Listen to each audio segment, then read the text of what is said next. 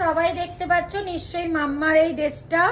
তো এই দেখো, এখানে প্রথমেই দেখাই ভি কাটিং করা আছে, আর ব্যাক পিছন করো মাম্মা। ব্যাকে দেখো এরকমই আছে, ডিজাইন করেছি মাম্মার এটা।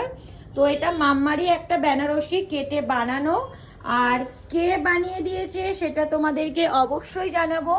আমি আমার সব ব্লাউজ যার কাছে বানাই শুক্লা দিদি ভাইয়ের কাছ দিয়ে বানিয়েছি। এটা মাম্মারই একটা শাড়ি কেটে বানানো। তোমরা যদি এরকমই ড্রেস বানাতে চাও তাহলে অবশ্যই দিদির সাথে যোগাযোগ করো, আমি নাম্বার পিন করে রাখবো। আর যদি ফোন তো করে নেবে তোমরা। দিদি শুধু এরকম ড্রেস বলে না, দিদি ব্লাউজ বলো, ফ্রক বলো, লেহেঙ্গা বলো, A to Z জিনিস বানায়। পারলে তোমরা যোগাযোগ করতে পারো, খুব সুন্দর ড্রেস বানায়। আর আমার ভীষণ পছন্দ হয়েছে। থ্যাংক ইউ সো মাচ দিদি ভাই, thank you thank you thank you so much. আর মাম্মা তোর কেমন লেগেছে? খুব ভালো। খুব পছন্দ হয়েছে? হ্যাঁ। আর সামনেই আমার মাসির মেয়ের মানে আমার ছোদ্দি ভাইয়ের বিয়ে আছে। মাম্মা কোনটা পরবি তুই তোর মাসির বিয়েতে? এটা। এটা? হ্যাঁ। মাম্মা পুরো ফাইনাল করে নিয়েছি। এরকম করে আছিস কেন? কাঁধটা ঠিক কর, নর্মাল রাখ। আর এটার একটা শুধু ওড়নার অভাব আছে, ওড়নাটা আমি কিনে দেব মাম্মার।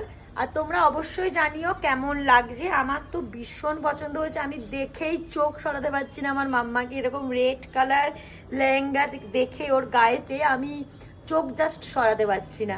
তোমরা অবশ্যই কমেন্টে জানিও কেমন লাগছে। আর আবারও বলছি thank you so much Shukla দিদিভাই, আমার ভীষণ পছন্দ হয়েছে।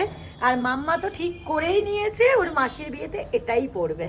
জাস্ট আর একটা মাস বাকি আমার দিদির বিয়ে, আর তারপরে তো যাবো দিদির বিয়েতে। তখন এটা পরে মাম্মা যখন সেজে গুজে থাকবে তোমাদেরকে অবশ্যই রিভিউ দেবে কেমন লাগছে, তাই তো মাম্মা? হ্যাঁ। কেমন সেজে গুজে কেমন লাগছে দেখাবি তো, তখন পুরো ফাইনাল লুক হবে একদম। হ্যাঁ। পাক্কা? চলো হাত ডান। তোমরা অবশ্যই কমেন্ট করে জানাবে, তাই তো মাম্মাকে কেমন লাগছে এখন?